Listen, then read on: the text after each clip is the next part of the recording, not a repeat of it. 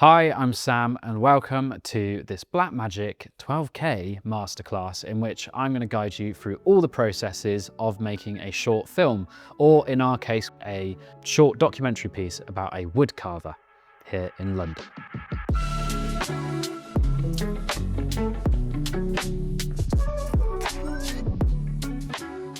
So in this series, we're going to go through each part of making a film and go through the processes of it. We're going to be focusing on the production aspect, so everything from the days before production to shooting, and then covering afterwards as well. We're going to be starting off with rigging the camera, then going through the camera's settings, making sure everything's right for production. Then we're going to talk to you about how to interview properly and how to deliver a great piece to narrate your film. And then finally, we're going to go over how to get beautiful B-roll footage for all of those glorious B-roll shots to make everything look amazing in your final film. To which we'll then sit down, we'll grade it, we'll edit the film and produce our final piece to show you at the end of this series. So grab your popcorn, take a seat, and I'll take you on this journey of making a short film with me. Now in this first episode, we're going to go through everything that we'll be using for our shoot. As you can see, there's a lot on the table in front of me, so we'll go bit by bit, but there's also a couple of bits that are off to the side that I'll have to go off and grab as well. So let's dig in.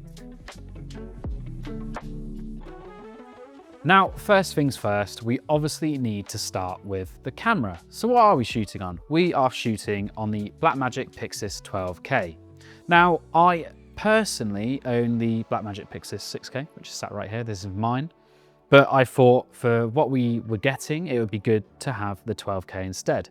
Now the Blackmagic Pyxis 12K uses the full frame RGBW sensor from the Ursa LF, which means that you've got a beautiful sensor in such a small form factor. You've got the 4-inch screen on the side with all of your control buttons. You've got an L mount, which means that you're on mirrorless and also part of the L mount alliance. So if you're using anything from say Leica or Panasonic, you can use those lenses natively on the camera, but you can adapt to a variety of different lens systems. For instance, PL or EF.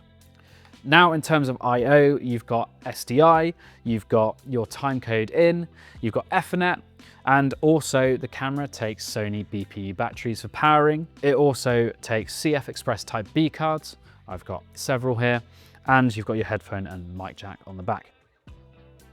So why the Pyxis 12K? Well, it's got 16 stops of dynamic range. It can shoot 112 frames a second in 8K, cropless, may I add, and it can shoot 12K open gate, so you can use that full sensor to capture your image too. But we're going to go into all the big details in the next episode. For now, we're just talking about kit. So let's move on to what's next. So the next natural step is to talk about lenses. We are going to be using the Xine CF primes, which are all PL mount. So we'll be adapting the Pyxis to PL to put our lenses on. They are completely manually operated. Now, normally you may have a focus puller, but for us, I'll just be pulling focus manually whilst we are shooting. So here with me, I've got the 85mm and the 24mm. Now, why choose cine lenses over, say, your normal native lenses that you get from maybe your normal camera brands? Well, going for cine lenses means that you get a bit more variation, maybe in looks optically. It may also have different characteristics between different lenses.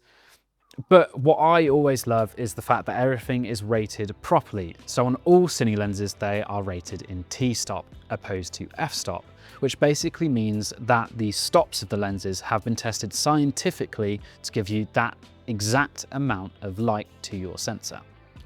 One of the big advantages of T-stops is that if I were to swing my lens from being on the 85 to go to the 24, I shouldn't have to change any filters that I've put in my matte box. Say if I put 2 stops of ND in, the 2 stops will stay the same from my 24 to my 85 or vice versa. And you should never have to change them because you're still getting T1.5 of light to your sensor itself. Now, another thing with cine lenses is the gears. So if you are using a follow focus unit or you're using just a manual wheel to the side of your camera or rig, you can still get a nice grip on them and your teeth will connect perfectly to the teeth on the lens themselves. The build quality is also lovely on the Xine CFs. They're made out of full metal, so they do really last. So behind me, you can see that my Pyxis 6K is rigged, and that is the most optimal way that I find rigging my camera. And of course, we need to rig the 12K too. So I've got the Condor Blue cage system for the Pyxis 12K. This comes with everything from your top handle, so you've got a lovely little rubber grip. You've then got the cage in two parts, which means that it wraps around the camera perfectly and keeps it all steady, and the camera is encaged inside it. So if it did fall, the cage is taking the brunt of the force and not the camera itself. But I don't recommend dropping your cameras anyway, but just in case, you've got protection at least. Now, the Condor Blue cage does also have a few great little accessories. You've got ARRI rosette points for mounting handles or other accessories. You've got NATO rails on all four sides, covering the whole camera itself. It's got 15mm rod points for the back, which means that you can put your V-lock plate on. We've then also got these Condor Blue handles, which will go on the cage too. So that means you can then negotiate the camera in different ways. This is a D-tap extension, which does also read out your voltage, so you can see what voltage you're getting from your camera. Normally, most batteries will read out to 15.6, and you want to change your batteries at around 11.9, 11.8. You are normally okay to about 11.6, but I'd always recommend to change around the 12 mark just to be safe.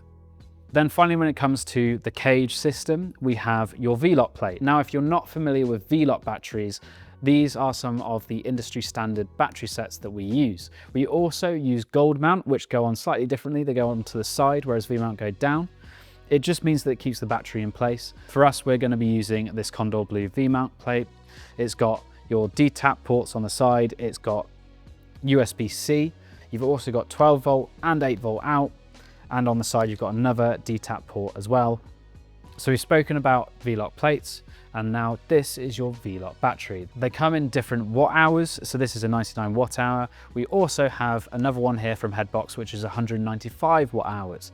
So V-locks are a little gem. You can power anything from lights to a laptop to charging your phone. You can think of them as your power bank, but for pretty much anything. Okay, so now that we've talked about rigs and cages, let's talk about monitoring. The Pyxis does have a monitor on it, but it's stuck on the side, which is great for accessing options or changing things whilst on a tripod. But if you're trying to look at the monitor or your image from any other angle, it's not really possible. So what options do we have? Well, thanks to the 12G SDI on the back and also your USB-C port on the front, you have several.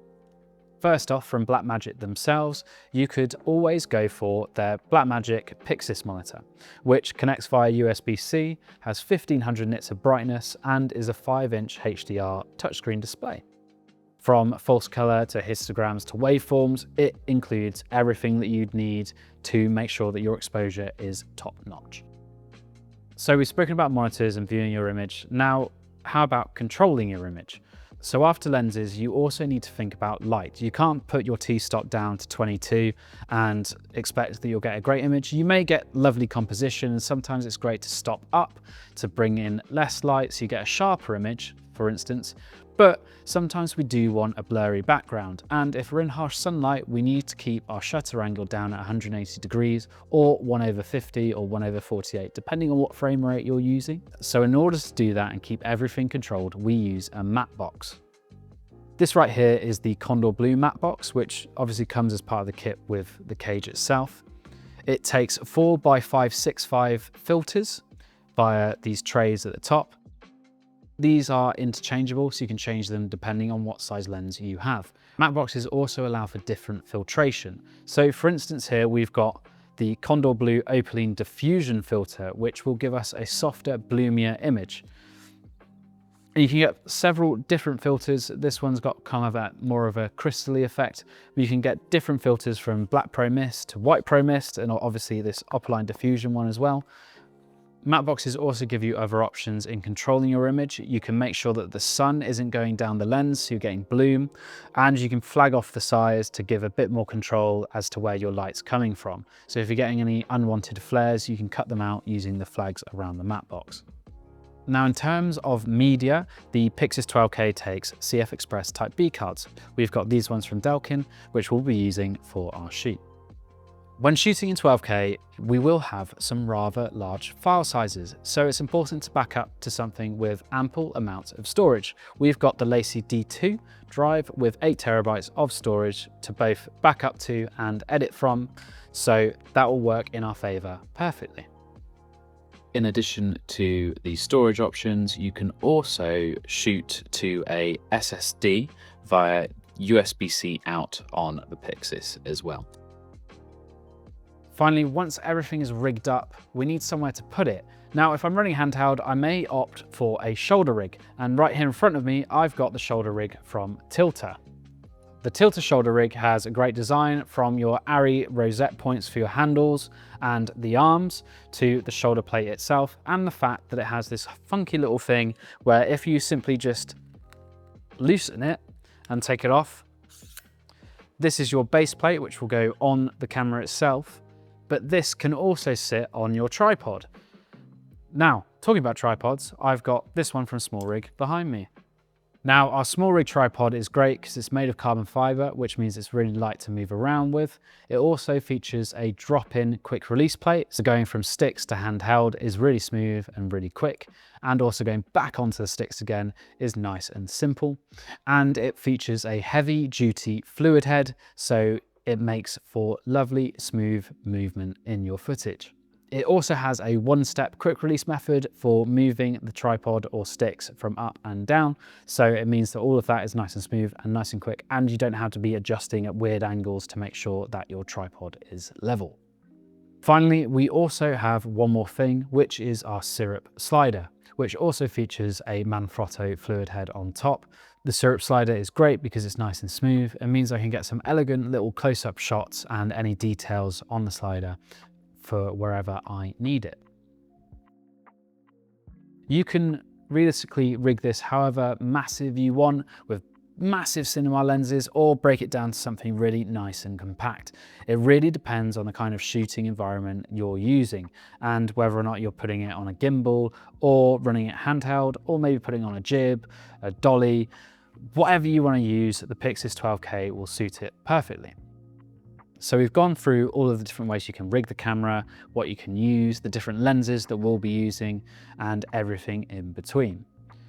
Now, in the next episode, we're going to not only rig the camera and build it to make sure that the rig works, and to also walk you through how to build a rig, but we're also going to do a deep dive into the Pyxis 12K, go through all the menus together, and make sure it's ready for our upcoming shoot.